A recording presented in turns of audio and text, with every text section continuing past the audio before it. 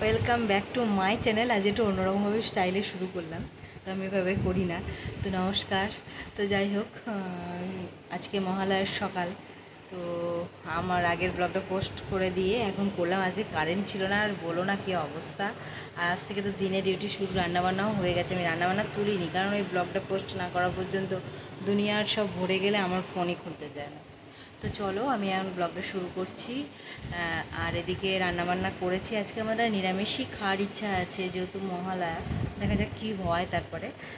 তো ভাত করেছি, যা যা করেছি তোমাদের দেখাই। আজকে এই কচু দিয়ে একটা তরকারি করলাম, আলু বেগুন ভাজা, ডাল। তো শান্তনুকে দিয়ে দিয়েছিলাম, আর লেবু, ব্যাস এগুলোই এখন খাওয়া হবে। এইটা দিয়ে খাওয়া হবে, আর এই দুটো দুপুরের। তো চলো খাবারটা বেড়ে নিই। বন্ধুরা, ছেলেকে যোগা ক্লাসে দিতে এসেছিলাম। তোমাদের সামনে তো দুপুরবেলার পর আসা হয়নি। আর ওখানে সব পুজো শুরু হয়েছে, মা কালীর পুজো, যেহেতু দেবীপক্ষ আগমন, তো অমাবস্যায় মায়ের পুজো হয়। তো চলো, আমার কটা জিনিসপত্র কেনার আছে, আর এইসব কেনাকাটা করবো বলেই আমি আরও চলে এলাম। তো দেখতে থাকো। বাজারে বেরোলাম কিছু টুকটাক জিনিস নেওয়ার জন্যে, তারপরে ছেলেকে আনতে যাবো। তো এখন ছেলেকে আনতে যাচ্ছি, টোটো করে নিয়েছি। আজকে অনেকটা দূর তো, আর একটু রাতও হয়ে গেছে ধরো। তো ছেলেকে এখন নিয়ে আসি গা।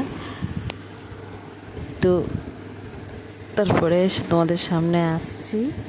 তো ছেলেকে আসবো, হেঁটে হেঁটেই আনবো। তো চলো, এবার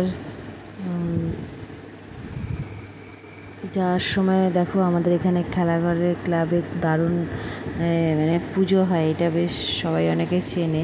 তো সেখানে এখনও প্যান্ডেলটা সম্পূর্ণ হয়নি, চারিদিকে একটা পুজো পুজো ভাব এসছে। তো সে যাই হোক, আমাদের আগেও একদিন মনে হয় দেখিয়েছিলাম, প্যান্ডেল হয়েছে তো ওই দিককার।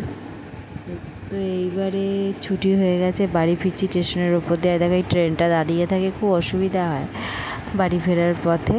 আর এই তারপরে ব্রিজে উঠবো। এখন তো ব্রিজটা খোলা, অনেকটাই হয়ে গেছে স্টেশনটা। তো বাড়ি এসে খাওয়া দাওয়া হচ্ছে।